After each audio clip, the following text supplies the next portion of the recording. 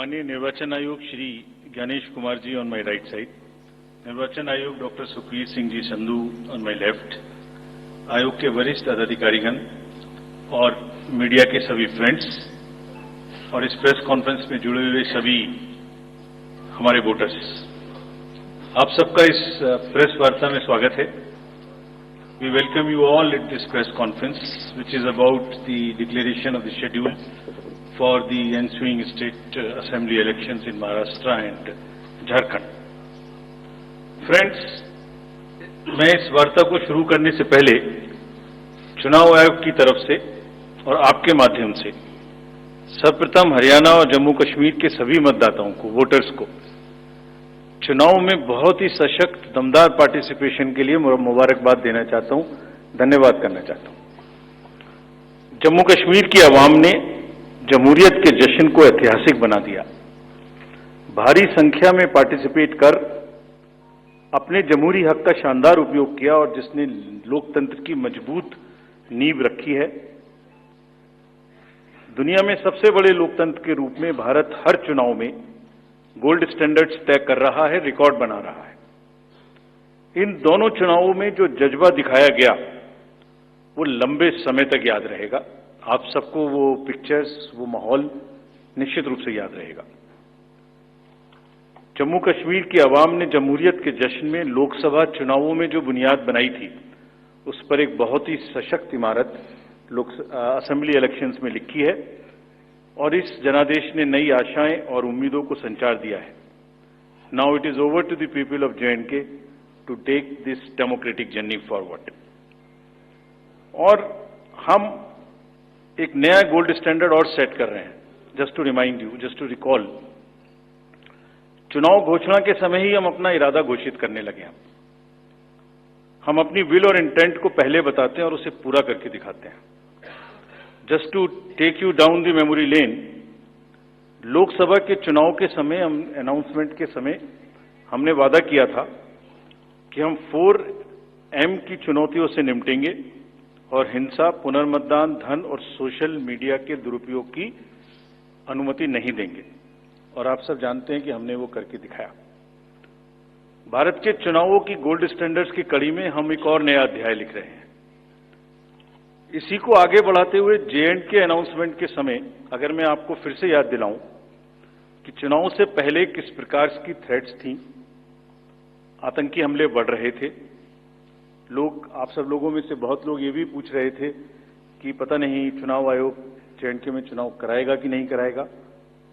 और 16 अगस्त को जब चुनाव की घोषणा का समय था, तो इसी प्लेनरी हॉल में हमने अपफ्रंट और बोल्ड वादा किया था। और मुझे याद है मैंने कहा था कि जमहूरियत के जश्न में आपकी शिरकत दुनिया देखेगी नापाक इरादों की शिकस्त की कहानी। और वो कहानी आपने सबने देखी और वो कहानी पूरे वर्ल्ड ने देखी। चुनाव को इंड्यूसमेंट फ्री बनाया गया और जहां J&K में चुनाव कराने का विषय होता था, वहां सीजर्स में 130 करोड़ रुपए के सीजर्स हुए, which is 100 times more then 2014 elections. तो पहले ये बात भी नहीं होती थी कि सीजर्स भी करना है, इस पावर को रोकना भी है। Similarly in Haryana, seizures were to the tune of around 75 crore, 4 times more than 2019 elections. इन दोनों राज्यों के चुनावों में भी नील रीपोल रहे। There was not even a single repoll in both the states, including the state of Jammu Kashmir. कोई वायलेंस नहीं हुई, zero violence, including the state of Jammu Kashmir. एक भी लाठी नहीं चली, एक भी गोली नहीं चली। आप सब इस बात के गवाह हैं। आपने देखे शिकस्त के नजारे। And let us give an ovation to the voters of Jammu Kashmir and Haryana. चुनाव दर चुनाव घटती हुई हिंसा, बढ़ती भागीदारी, रिकॉर्ड सीजर्स, मतदाता बिल्कुल स्पष्ट संदेश दे रहे हैं that they are full believe, they are very very participate in the electoral process. लेकिन कोई बात नहीं, फिर भी अगर मुझे याद आए तो कुछ तो लोग कहेंगे लोगों का काम है क्या। हम उसके बिना चिंता किए आगे बढ़ते हैं, अपना काम सशक्त तरीके से करते, ये आपको विश्वास दिलाते हैं। So friends, now we come to Maharashtra and Jharkhand, जहां पर अब उत्सव का समय है। हाल ही में हमने झारखंड और महाराष्ट्र में विजिट की थी और वहां पर political parties, DOs, SPs, IGs, commissioners, enforcement agency सबके साथ बैठक की थी और पूरे व्यवस्था को समझा और उसका रिव्यू किया था. So before we come to the schedule, let me share some basic information about these two states with you. Total districts in Maharashtra 36 with 288 assembly constituencies, of which 234 are general and scheduled tribes constituencies 25 and SC constituencies 29. Term of the assembly of the Maharashtra is ending on 26th November 2024. If we talk about the number of electors in Maharashtra, they are 9.63 crores, 4.97 crores male and 4.66 crores female voters. Young voters की संख्या जिस पे काफी जोर दिया गया था SSR में 1.85 crores और उसमें से 20.93 lakhs are first time voters of 18 to 19 age group. If we tell you about the polling stations in Maharashtra, there are total 1,186 polling stations and at 52,789 locations. Urban being 42,604 and rural being 57,582. इस बार भी हम PWD managed booths बनाएंगे, women managed booths बनाएंगे महाराष्ट्र में भी. Model PSS की संख्या 530 रहेगी. अगर झारखंड में की चर्चा करें तो टोटल डिस्ट्रिक्ट्स की संख्या है 24, टोटल असेंबलीज 81, जिसमें से जनरल 44, एसटीज 28 एंड एससीज 9. झारखंड की असेंबली का टर्म 5 जनवरी 2025 को कंप्लीट हो रहा है और अगर झारखंड में इलेक्टर्स की बात करें तो 2.6 करोड़ वोटर्स, जिसमें 1.29 crore female and 1.31 crore mail.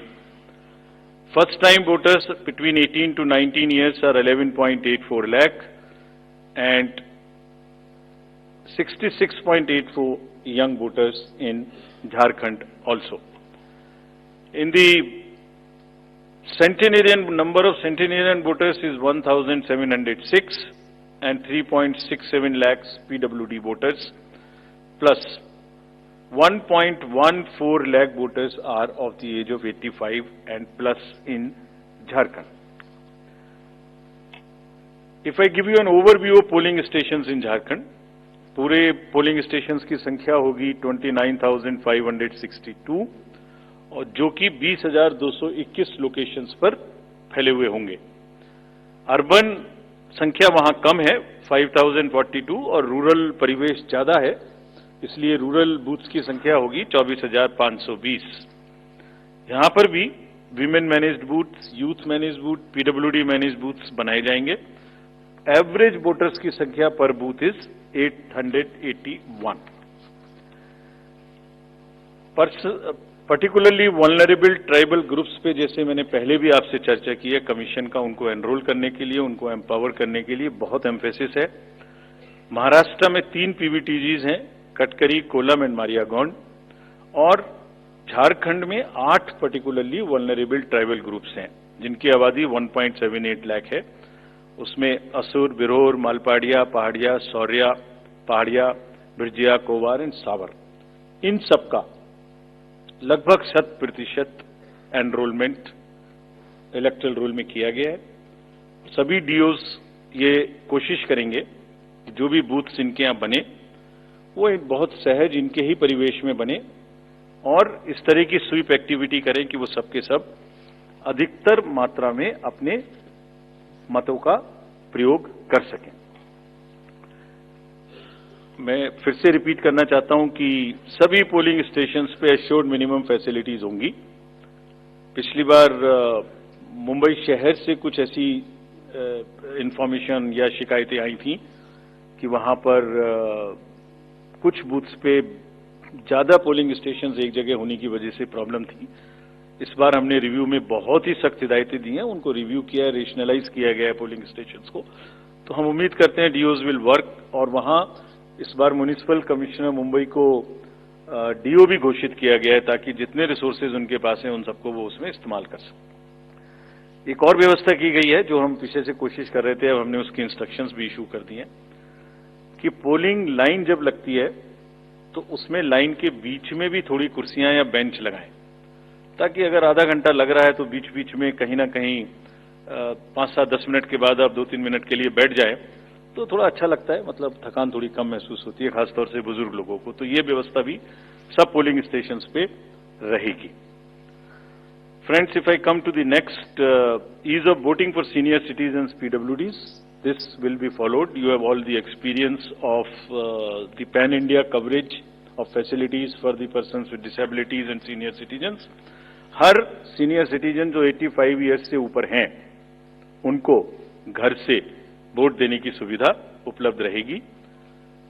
Form 12D वितरित किए जाएंगे सबको, और जो भी उसको भर के देते हैं उनके पास में हमारी टीम वोट लेने जाएगी और जाने के समय में सभी कैंडिडेट्स को लिखित में उस रूट चार्ट का और उस जगह की सूचना देगी ताकि वो साथ में एकम्पनी कर सकें और उनको ऐसा महसूस ना हो कि किसी के घर पर किसी ने प्राइवेसी ऑफ द वोट को नहीं मेंटेन किया। They are entitled, they are welcome to participate and go along with the polling parties to the houses of the senior citizens and PWDs. और पूरी जो व्यवस्था है उसकी videography of course goes without saying will be done so that there is a foolproof record. वैसे भी पूरे चुनाव में आप जानते हैं कि कोई भी प्रक्रिया ऐसी नहीं है जिसमें वीडियोग्राफी ना होती हो, जिसका रिकॉर्ड ना रखा हो, सो दैट जहां पर कैंडिडेट्स पार्टिसिपेट ना करते हो और जहां पर वीडियोग्राफी ना होती हो। So every process of this can always be checked and seen. जैसे क्रिकेट में एक्शन रिप्ले होता है, तो अगर वहां गेम के समय एक्शन रिप्ले नहीं हो सकता तो बाद में हर जगह हर प्रोसेस की वीडियोग्राफी को देखा जा सकता है। इसी प्रकार से जो नेक्स्ट अगर मैं आपको बताऊं तो जो टेक्नोलॉजी है उसका हम फिर से बहुत यूज करेंगे। वोटर हेल्पलाइन ऐप में सभी वोटर्स अपनी सारी डिटेल्स देख सकते हैं, वो कहां मतदाता सूची में कहां नाम है, कहां फैमिली टुगेदर है, कहां उनको पोलिंग स्टेशन है, वो सब चीज देख सकते हैं। C vigil of course we have been very enthused. जैसे लास्ट पार्लियामेंट्री इलेक्शन में हमारे 10,000 करोड़ के सीजर्स हुए, जैसे मैंने अभी बताया J&K एंड हरियाणा में भी रिकॉर्ड सीजर हुए। We are sure that in Jharkhand and Maharashtra also the voters enlightened voters will inform us on C-Vigil about any malpractice which they notice in their area and we will reach there in 90 minutes to handle it. सभी candidates जिनकी criminal background है उन्हें अपनी सूचना देनी पड़ेगी 3 बार papers में, और सभी voters as a matter of right can see on our app which is KYC Know Your Candidate. हमने जो मीटिंग्स, मैं आपको सिर्फ सारांश में ये बताना चाहता हूं कि जो मीटिंग्स हमने झारखंड और महाराष्ट्र में की तो डीओज स्टेट एजेंसीज को बहुत ही सख्त हिदायतें दी हैं। मतलब बहुत ही सख्त मीन्स बहुत ही सख्त कि वो हर तरीके से फ्री एंड फेयर इलेक्शंस कराएंगे, हर तरीके से लेवल प्लेइंग फील्ड को एस्टेब्लिश करेंगे। उनको ये स्पष्ट बताया गया है कि किसी भी पदाधिकारी के विरुद्ध अगर ऐसी सूचना आती है और ये प्रमाणित होता है कि उन्होंने कोई भी कार्य ऐसा किया जिससे लेवल प्लेइंग फील्ड डिस्टर्ब होती है, एक पार्टी को पक्ष एक पार्टी को नुकसान, तो very stern action will be taken against them. This has been very very clearly told to everyone. किसी भी तरीके का प्रलोभन, वही 4 M's जो पहले हमने बात की थी, मनी का डिस्ट्रीब्यूशन, फ्रीबीज का डिस्ट्रीब्यूशन, शराब का डिस्ट्रीब्यूशन, ड्रग्स का distribution will all be under strict watch. All airports, all landings of the aircrafts in the field will all be checked. There would be extensive polling the check post on the borders of the interstate for checking interstate movement, और कहीं से भी multi disciplinary teams वहां बनाने के लिए कहा गया है, यानी जिसमें एक्साइज भी होगा, पुलिस भी होगी, जीएसटी भी होगी, ट्रांसपोर्ट के भी लोग होंगे, ताकि वो 24/7 उनकी चेकिंग कर सकें। और साथ में ये भी हिदायत दी गई है कि चेकिंग का मतलब ये नहीं है कि कॉमन सिटीजन को कोई भी हैरेसमेंट होना चाहिए। That precaution must very very carefully be taken about all of them. सभी पोलिंग स्टेशंस 2 किलोमीटर के अंदर हों। किसी भी कंट्रोल रूम्स की स्थापना होगी हर डिस्ट्रिक्ट में, so that they can handle the social media narratives if there is anything which is wrongly being conveyed। ये सब का सब वहां पर निश्चित रूप से व्यवस्था। सारांश में if I summarize everything before coming to schedule, I would like to say that चुनाव लोकतंत्र का ऐसा त्योहार है और ऐसा उत्सव और पर्व है जिसमें सभी वोटर्स की भागीदारी बिल्कुल आवश्यक है, वांछनीय है, आवश्यक है, रिक्वेस्टेड है। We appeal to everyone to come and vote in large numbers in these elections also. साथ ही सभी राजनीतिक दल, सभी कैंडिडेट्स से भी अनुरोध है कि पूरे नियमों का पालन करते हुए कैंपेनिंग के दौरान निर्भय होकर कैंपेनिंग करें। लेवल प्लेइंग फील्ड एस्टेब्लिश करना हमारा काम है, लेकिन उसको वायलेट ना हो, उसमें कोई एक्सेसेस ना हो, ये उनका भी काम है। Now I come to the schedule for Maharashtra. This will be in single phase. The notifications, date of notifications are in front of you. 22nd October would be date of notification. Last date of making nomination would be 29th October. Scrutiny on 30th October. And last date for withdrawal 4th, and date of poll in Maharashtra would be 20th 11. Counting would be on 23rd 11/24, and you will notice that date of poll is Wednesday. This is deliberately, which lot of scheduling, whatever goes into scheduling, we have tried that it is midday, so that issue of urban apathy is handled. And in case of urban apathy, we are really very concerned. We want to make appeal through you to all our esteemed voters in the urban areas to please come and vote. It's not a healthy trend which is reflected. If I give you a brief of what is happening across the elections in the urban apathy, we will share this slide with you. If you look at various states, you look at Gurgaon, you look at Faridabad recently. Last elections, you look at Jubilee Hills, Hyderabad. You look at Bangalore South. You look at Gujarat, Gandhinagar, Kolaba, Mumbai City, Pune, Thane. All are much below the state averages of each state. We will be conducting a special meeting of the municipal commissioners and DOs within a week's time to appeal again to do whatever we can do to motivate the voters in the urban areas, but the trends are really not good. If I show you the Lok Sabha, that was the Lok Sabha. If I show you legislative assemblies, see the lowest. The Kolaba was just 40%. 62 of 64 urban ACs in Maharashtra were less than the state average in 2019. So was the case in the parliamentary elections 2024 also. And just to give you a contrast, if you compare, so what was the situation in Lok Sabha in Kalyan was 50%, Mumbai South 50%, Mumbai North, Thane, Pune, Mumbai South, everything 53%. And these were the lowest 6 parliamentary constituencies out of the lowest 10. So that's the state of the urban apathy. We would be doing everything to counter it. Last time in 24 elections, we had all celebrities, all corporates, Amul, everyone involved. We'll do it again. And we'll also, at this point, emphasize that this contrasts with a very positive trend in the constituencies like Doda, 72%, Riyasi, 74%, Punch, 74%, Rajouri, 71%. If they can go 70 plus, Kolaba can also go 40 plus. In 24 Lok Sabha elections, Bastar was 68%, 69%. Gadchiroli, Manipur, states after state, tough areas.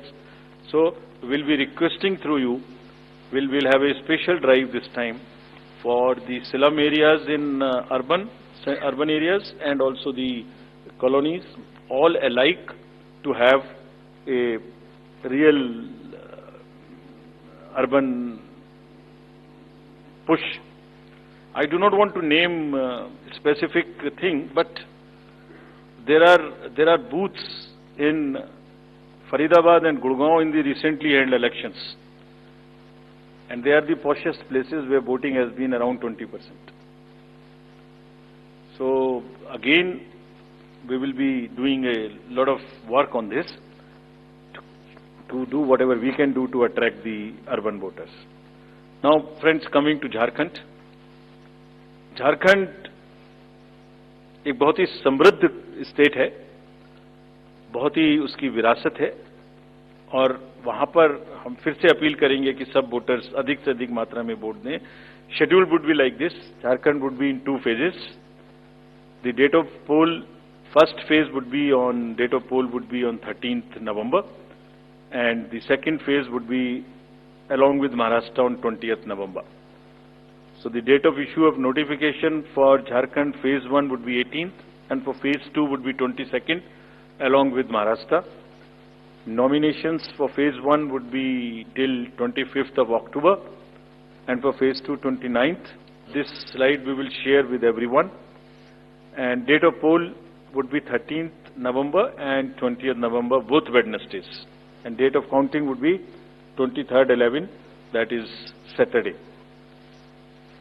With this, we end our presentation with the request that through you, that all the voters of Jharkhand and Maharashtra कृपया बाहर आइए, कृपया vote करिए.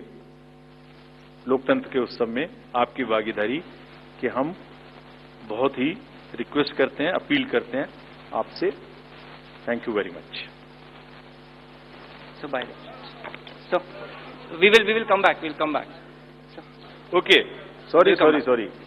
By-elections also. By-elections. We have 48 ACs and 2 PCs in 15 states. They will also undergo the elections this time. All the 48 ACs and 2 PCs, the schedule would be like this.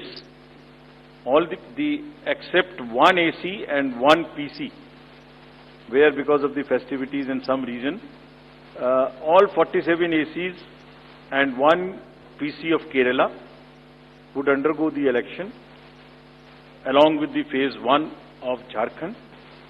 The same schedule.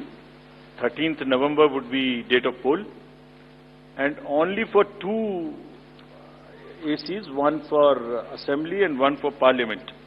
That is Kedarnath in Uttarakhand, because on 12th there is gazetted holiday and dispersal of the parties takes place on that day. Therefore, it is on 20th. And similarly for Maharashtra, except that everything would be during the first phase. Thank you very much. Thank you, sir, for the very comprehensive briefing. Now we will take questions from the media. Please, the gentleman in the blue shirt, please. Thank you. Sir, मेरा नाम प्रशांत लीला रामदास है.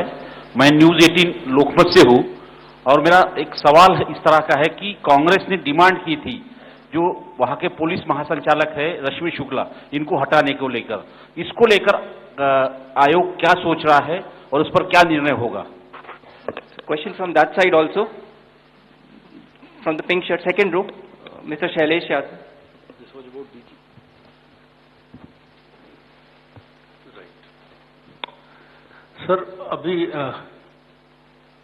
Sir मैं Shailesh Yadav ANI से. अभी हाल ही में चुनाव संपन्न हुए हैं जम्मू कश्मीर और हरियाणा में, और लोकसभा इलेक्शन के बाद देखा गया है कि एग्जिट पोल जो हैं एकदम उल्टे रहे हैं या जो है एकदम गलत साबित हुए हैं. और इसको लेके पब्लिक में सवाल ये उठता है कि एग्जिट पोल में तो सरकार इनकी बन रही है और नतीजा उल्टा है, उस पर ईवीएम पे सवाल उठाए जाते हैं, जिसकी शिकायत आपसे कुछ पार्टियों ने करी थी, जिनका एग्जिट पोल में ये था कि सरकार बन रही है और जब ईवीएम का रिजल्ट आया तो सरकार बदल गई। तो इस तरह के एग्जिट पोल को लेकर आपका क्या कहना है, क्योंकि सवाल जब उठते हैं तो आपकी तरफ से जो है बाहर नहीं आता है कि क्या इलेक्शन कमीशन सोच रहा है इस पे? Last row, madam was raising the hand. Please. Yes. So just wanted a clarification for the assembly constituencies and parliamentary constituency bypolls. So it's Wayanad and Nanded, the two parliamentary constituencies voting, right? Yes. Yes, yes. There is a EP. There is a EP pending. Yeah. Gentlemen in the, yes, please. Sir, I am Sandeep Rajgolkar from TV9 Marathi. मेरा सवाल ये है, जो अभी जो सरकार में जो पॉलिटिकल पार्टीज है उनको अब मिले, अपोजिशन को भी मिले, उन्होंने मांग की थी, जो पार्टी अभी सरकार में है उन्होंने मांग की थी कि एक फेज में ही वोटिंग हो, और अपोजिशन ने तब टीका पर की थी उन पर कि 2 या 3 फेज में होना चाहिए। तो उनकी मांग थी इसलिए किया क्योंकि छोटा हो के भी झारखंड में वहां पे 2 फेज है और महाराष्ट्र में 1 ही फेज है। We have gentlemen in the first row, please. Good evening sir. सामने सर। मोहित दुबे, न्यूज नेशन से हूं सर मैं। मेरा सवाल ये है कि ईवीएम को लेके पहले भी आपने बयान दिया है, लेकिन एक बार फिर से ईवीएम को लेके शिकायतें विपक्षी दलों ने हरियाणा को लेके की है, बैटरी को लेके शिकायत की गई है। तो आप हमेशा ये कहते रहे कि निष्पक्षता के साथ हम चुनाव करवाते रहे, तो ऐसे लोगों को आप क्या जवाब देंगे, ऐसे लोगों को आप क्या कहेंगे जो ईवीएम को लेके आपसे शिकायत करते हैं और इस बार बैटरी को लेके शिकायत की गई है? तो पहले इतने प्रश्न जवाब दे देता हूं। पहला प्रश्न था डीजी महाराष्ट्र के बारे में। सो डीजी's appointment in any state is governed by the procedure where the name of the senior most officers are sent to the UPSC. UPSC selects the person, and there is a Honorable Supreme Court decision on this in Prakash Singh's case. The entire issue of this will be handled as per the legal pronouncements governing the subject. This name has been cleared by UPSC, but however, exactly what has been dictated, what has been ordered in this Honorable Supreme Court's order, this case will be handled according to that. Somebody asked about 2 phases in Jharkhand and 1 phase in Maharashtra. Do you remember how many phases were in Jharkhand last time? 5. And now you are asking about 2 also. There are factors in Jharkhand which are about the Naxal areas and others. There are concerns, therefore there are 2, and Maharashtra was 1, it is 1. Exit polls. Actually, I didn't want to touch this subject, but since you are asking.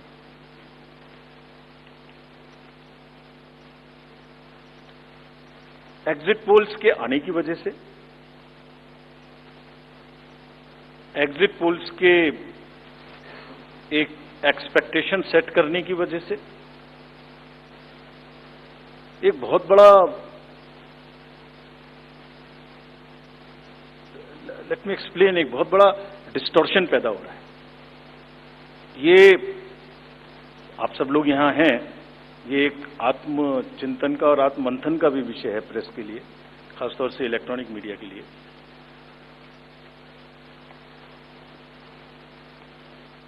पिछले कुछ election से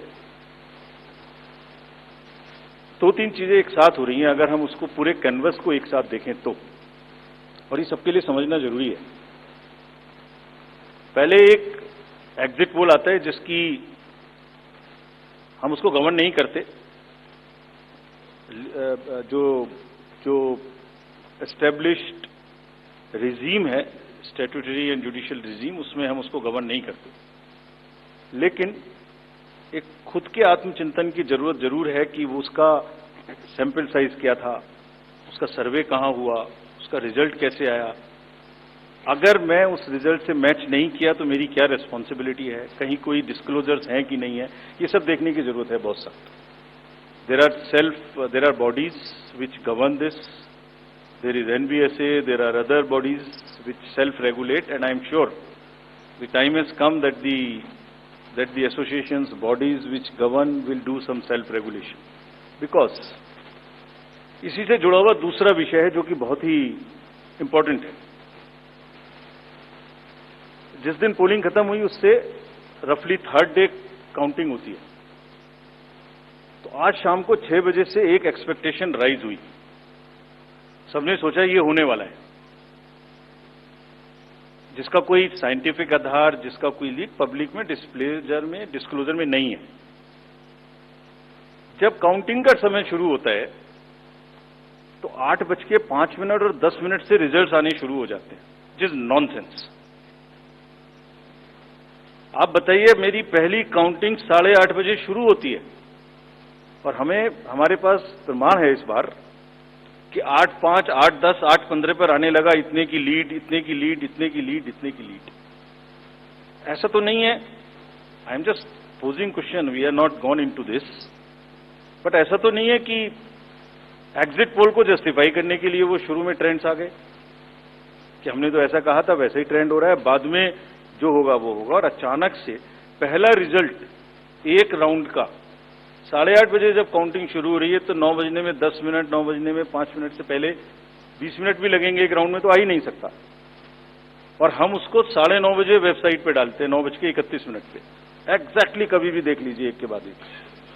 9:30 पे हम उसको अपनी website पे डालते हैं, फिर 11:30 पे डालते हैं, फिर 1:30 पे डालते हैं. चलिए, आपके कोई कॉरेस्पॉन्डेंट वहां मौजूद थे, उन्होंने पहले बता दिया.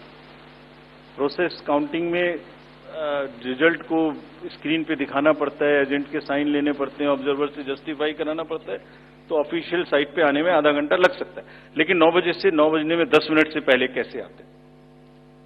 और उससे क्या होता है, एक तो एक्सपेक्टेशन है एग्जिट पोल्स की, उसके बाद 8:45 बजे तक मैंने दिखा दिया उसी के मापदंड से कि वो लीड कर रहे हैं लोग. तो वास्तविक रूप से जब वो एक्चुअल रिजल्ट्स आने शुरू होते हैं तो एक मिसमैच होता है. And that mismatch is also giving, this can lead to serious issues sometimes. even the gap between expectation and achievement is nothing but frustration. So ये एक विषय ऐसा है जिस पर हम तो नहीं, हमारे हाथ बंधे हुए हैं, लेकिन एक कुछ ना कुछ मंथन की, कुछ ना कुछ, एंड आई एम श्योर जब इस देश में, जब कंट्री में इस तरीके की जरूरत होती है तो एक सेल्फ करेक्शन हो जाता है. तो सभी रिस्पॉन्सिबल लोग इसका सेल्फ करेक्शन जरूर करेंगे. I am sure about it. EVM के बारे में आपने फिर से पूछा.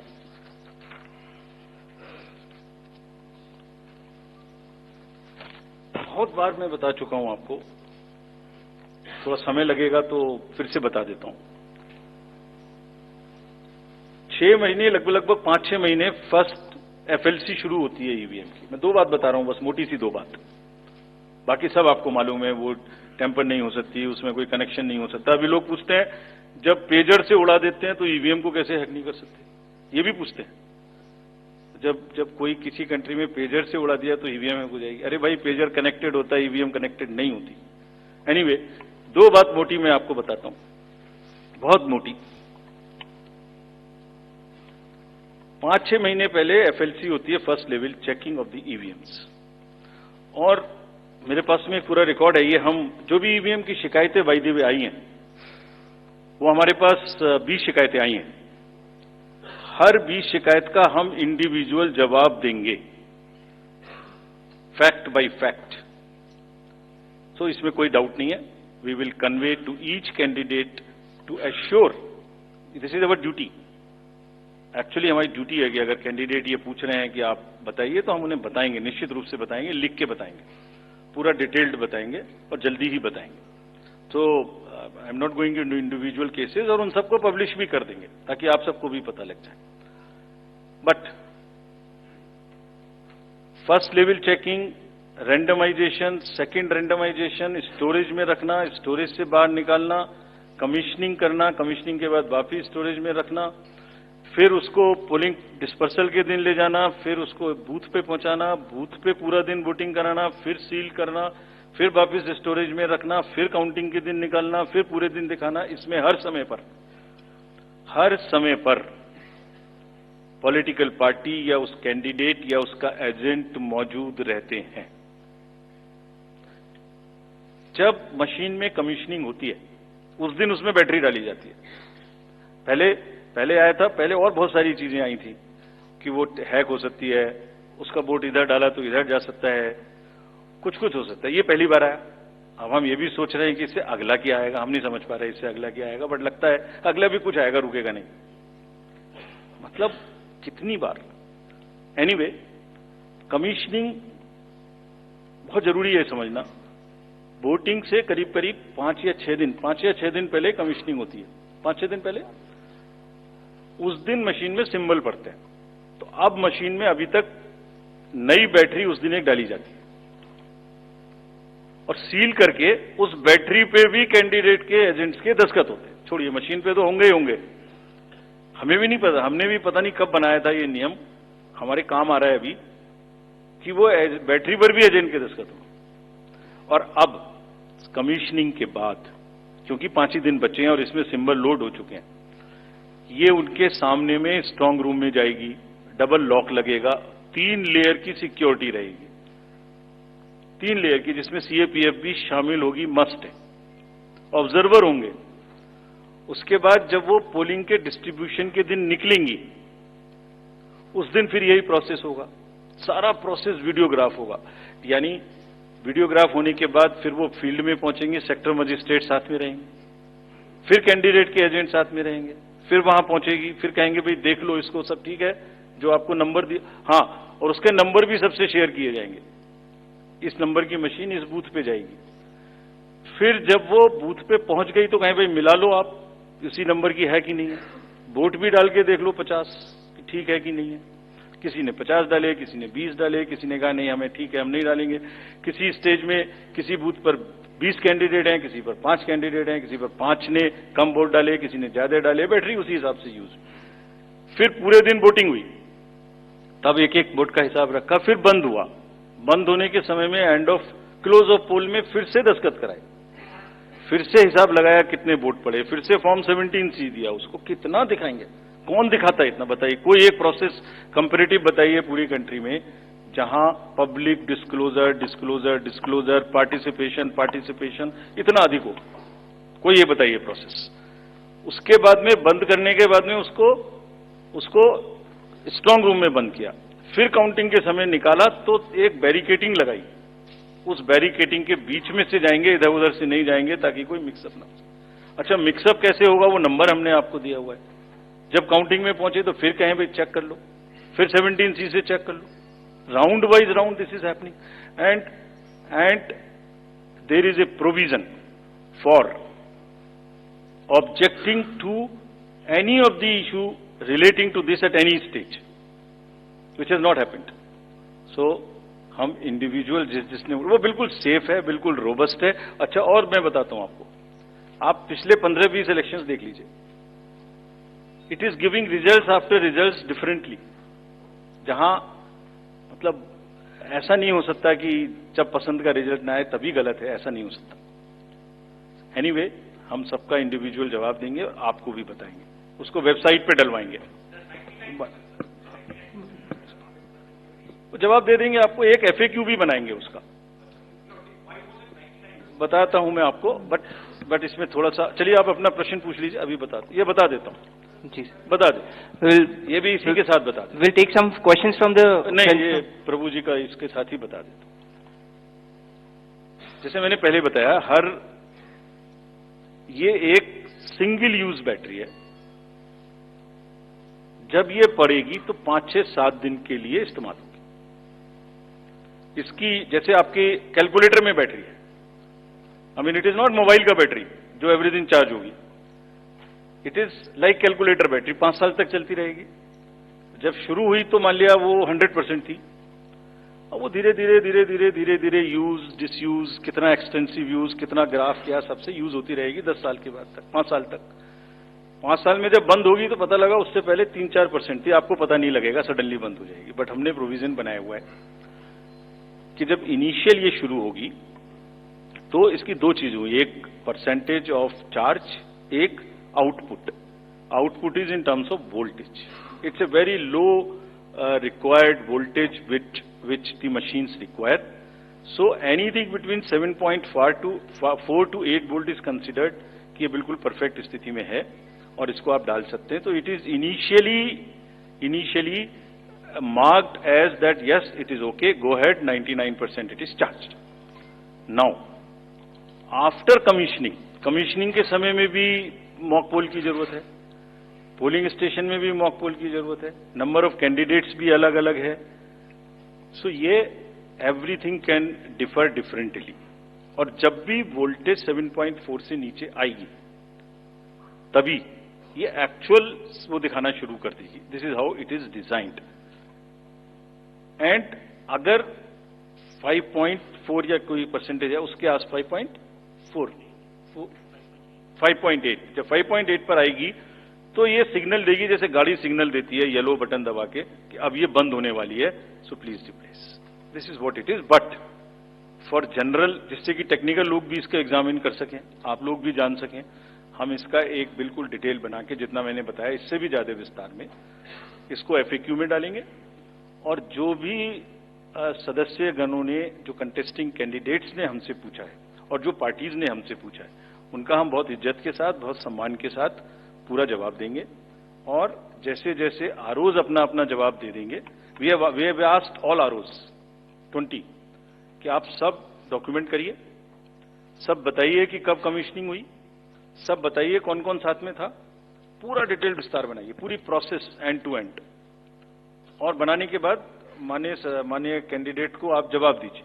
दिस इज योर ड्यूटी इन लोकतंत्र. अगर कोई पूछ रहा है तो आप जवाब दें, हम उसका जवाब देंगे. और जवाब देने के बाद कंपाइल करके हम आपको भी सबको बताएंगे, इसको बताएंगे. Thank you. We will take one question from sir, media friend from Maharashtra also with us, sir. Gentleman in the third row, please. A few more last round. नमस्कार सर, मेरा नाम प्रमोद जगताप है, मैं सकाल मीडिया ग्रुप के शाम अच्छा, एक चीज और बता दूं, एक चीज और इसमें मैं आपको बता दूं. एक हमारा C&B का भी प्रोसीजर है, जो माइक्रो कंट्रोलर और प्रोसेसर को हम चेक कर सकते हैं. मुझे नहीं लगता कि इन 20 कॉन्स्टिट्यूएंसी से कोई भी रिक्वेस्ट C&B की आई है, कोई रिक्वेस्ट नहीं. So anyway we will give specific replies upon this. Yes please. हाँ सर, मेरा नाम प्रमोद जगताप है, मैं सकाल मीडिया ग्रुप के शाम टीवी चैनल से हूँ. मेरा सवाल जो है वो सिंबल को लिखे. महाराष्ट्र में एनसीपी के 2 गुट होने के बाद तुतारी और ट्रम्पेट, तुतारी जो है शरद पवार की पार्टी को दे दिया, लेकिन लोकसभा चुनाव में ट्रम्पेट जो है वो भी सिंबल कोई इंडिपेंडेंट कैंडिडेट को दे दिया था. इससे ज्यादा वोट उस इंडिपेंडेंट कैंडिडेट ने लिए थे. शरद पवार के एनसीपी का ऐसा कहना है कि ये सिंबल जो है वो फ्रीज करना चाहिए. महाराष्ट्र के स्टेट इलेक्शन कमीशन ने स्थानिक स्वराज्य संस्था के जो चुनाव है उसमें वो फ्रीज किया है, लेकिन केंद्रीय चुनाव ने अभी तक उसके ऊपर कोई डिसीजन नहीं लिया. तो आप उसको लेके कोई आपकी एसओपी बनाने वाले हो, वो सिंबल अभी फ्रीज करने वाले हैं, निम्न उसके का जरा सविस्तर बताइए please. Gentleman in this side. Thank you. Rajiv sir, मैं आनंद कुमार सिंह हूं, न्यूज इंडिया न्यूज चैनल से. सर, मेरा एक सवाल आपसे है. मैंने लोकसभा चुनाव और विधानसभा चुनाव जम्मू कश्मीर कवर किया था, तो मैंने तेलंगाना में देखा कि हिजाब को लेकर लोकसभा बीजेपी की प्रत्याशी थी, तो वो हिजाब को लेकर आइडेंटिफाई कर रही थी, जिसको लेकर विवाद हुआ था. और ऐसा ही जम्मू कश्मीर में भी हुआ. किश्तवाड़ से शगुन परिहार को उम्मीदवार थी बीजेपी की, तो वो भी हिजाब उठाकर शक्ल देखने को लेकर, आइडेंटिटी को लेकर देखना चाहते, जिसको लेकर विवाद हुआ था. दिल्ली बीजेपी ने आपको लिखा है कि इसको लेकर एक एसओपी बनाई है जिससे आइडेंटिटी क्लियर हो सके. तो मेरा सवाल आपसे सीधा ये है कि डेमोक्रेटिक राइट या कल्चरल राइट, आप किसको आगे रखेंगे? Yes, please to the gentleman. जी सर, एक सवाल ये भी था कि आपने एक करके we will go by Anuj please. Rajiv sir, अभी जो है आपने चुनावों की तारीखों का ऐलान किया है, लेकिन उसमें कुछ ऐसी सीट्स हैं विधानसभा जहां पर उपचुनाव होना था या लोकसभा जिन पर नहीं ऐलान किया गया. वो कौन कौन? सब पर क्या? यूपी की 10 सीटें थी. 10 की 10 होंगी. 9 किया. Basirhat is under the election petition. There is an election petition in Basirhat, so that is one case. 10 सीटें थी ना. Milkipur also is under election. So let me say it that way. जहां इलेक्शन पिटीशन नहीं है वहां सब में हो रहा है, ठीक है? वो दे देंगे, वो 2 तो मैंने बताई दी आपको। चलिए, let us go orderly. Let Yeah, us yeah, go please, one by please one. follow a system. Thank you. Two Gentlemen more in questions. Two more. this row. Green. 2 last questions, please. Sir, this is Nishant Azad from Organizer English Weekly. My question is that misuse of AI and deepfakes is increasing. So, what are the steps Election Commission is taking to deal with this issue? Good question. Sir, अभी मुंबई जैसे बड़े शहर में जिस तरीके से दिन दहाड़े मर्डर हुआ, महाराष्ट्र में जिस तरह से लगातार घटनाएं बढ़ी हैं अपराध की, इसको लेकर बहुत ज्यादा चिंताएं हैं, बहुत सारी बैठकें भी हुई हैं। इसको लेकर किस तरीके से चुनाव आयोग ने इससे पहले हालांकि बैठक की थी, अब किस तरह से तैयारियां की जा रही हैं ताकि खास करके शहरी इलाकों में जहां पर आप वोटिंग परसेंटेज वैसे भी कम देख रहे हैं, बांद्रा का इलाका हो, जुहू वर्सोवा, कैसे लोगों में कानून और व्यवस्था के लिए लोगों के मन में विश्वास पैदा करेंगे ताकि लोग वोटिंग के लिए ज्यादा से ज्यादा निकलें? Thank you. So, We will take let me one more answer question, this. sir. Let him answer. Let him answer. Let him answer. Let me answer these questions first. About this symbol, first question is about the symbol of the NCP. NCP का जो symbol है, man blowing turi. So, उसमें हमारे पास में 2 request आई थी NCP SP से। एक तो ये आई थी कि उनको जब हमने रिकॉग्नाइज कर लिया एज ए स्टेट पार्टी तो उन्हें हम कंट्रीब्यूशंस रिसीव करने की भी स्वीकृति दें, और दूसरी रिक्वेस्ट आई थी कि उनको जो उनका सिंबल है वो प्रोमिनेंट नहीं है, वो जब वोटिंग मशीन के बैलेट यूनिट के अंदर में छोटा दिखाई देता है तो उसका रेशियो ऐसे चेंज कर दीजिए कि वो स्पष्ट से मैन ब्लोइंग तुरी दिखाई देने लगे। और दूसरी रिक्वेस्ट एक और भी साथ में थी कि उस जैसा एक कोई ट्रम्पेट है उसको हटा दीजिए। 3 रिक्वेस्ट। सो पहली रिक्वेस्ट हमने उनकी मान ली, हमने उन्हें उसी दिन ऑथराइज कर दिया था कि आप ड्यूली कॉन्ट्रीब्यूशंस ले सकते हैं, subject to the disclosures which every political party has to do. Secondly, हमने उनको लिखित में ये भी छूट दी थी कि आप खुद हमें बताइए कि आप अपने सिंबल को मैन ब्लोइंग तुरी को किस तरीके से बैलेट यूनिट में दिखाना चाहेंगे। तो उन्होंने कहा था हम इस तरह से दिखाना चाहेंगे, 1-2 चॉइस दी थी, जो उनकी पहली चॉइस थी वो हमने मान ली। सो इस इलेक्शन में उनका सिंबल वुड भी ज्यादा दिखाई देगा, मतलब प्रोमिनेंटली दिखाई देगा। तीसरी रिक्वेस्ट थी वो एक ट्रम्पेट है इस टाइप की, जो कि मैन ब्लोइंग तुरा से बिल्कुल डिफरेंट है, तो कमीशन ने उसी दिन बताया था कि वो उससे डिस्टर्ब नहीं करता है। So all the 3 have been accepted. That is one. All AI and deep fakes. This is a very, very contextual question. This is disturbing all the elections world over. I have said it earlier also. It's a very serious issue. हमने इसके लिए 2-3 चीजें की हैं, और आपने अगर 24 parliamentary election में देखा होगा, सो ऐसी घटनाएं हम रोक पाने में सक्षम हुए थे कि किसी की फोटो किसी के साथ लगा दी, किसी की आवाज किसी के साथ मिला दी, इस तरीके के बहुत पॉसिबल एआई रिलेटेड न्यूसेंस हो सकती थी। We were able to control it essentially through the control rooms which have been set up, social media teams which have been set up in all the districts I am saying, and in police headquarters to monitor continuously anything which is fake and take corrective action immediately. This has led to, in some cases, takedown, some cases blockade, and in some cases even criminal action wherever it was warranted. कुछ लोग हैं जो अभी भी एकदम झूठ narrative किसी न किसी तरीके से चलाते हैं। हम उसको अभी तक हमने कुछ नहीं किया है, अभी तक हमने उसको ये सोच के रखा हुआ है कि लोग खुद देख देख के समझ जाएंगे कि ये झूठ है, इसलिए we are going absolutely slow, but it has not cross the red line. The day it crosses red line they will also be taken. Identity, democratic identification versus cultural identity,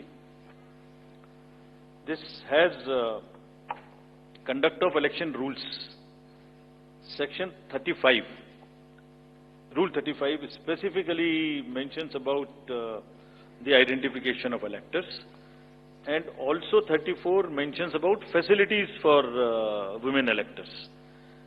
Exactly in दो provisions के तहत identification का कार्य जो कि rules में provided है उसी हिसाब से किया जाएगा, but with full regard and respect to the cultural aspects of the entire issue which are prevalent in many states, which are prevalent in Rajasthan, which are prevalent in many parts of the country. That will be according to the rule position and also the fullest possible respect to the cultural milieu of that particular area. Violence in elections. We, after the MCC declaration,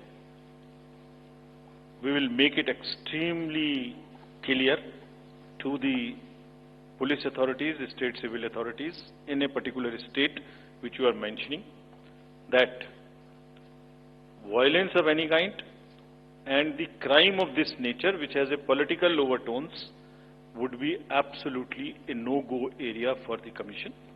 ये उनको सख्त हिदायत, हम immediately ये पहले से ही सोच के बैठे हैं कि जैसे ही हम इलेक्शन, अभी तक हमारा रोल नहीं था, जैसे ही अब ये एमसीसी लागू है, we will have a very strict view on this and we will direct everyone that किसी भी तरीके की वायलेंस और किसी भी तरीके का crime specially against any political person should not happen, should not repeat, should not happen.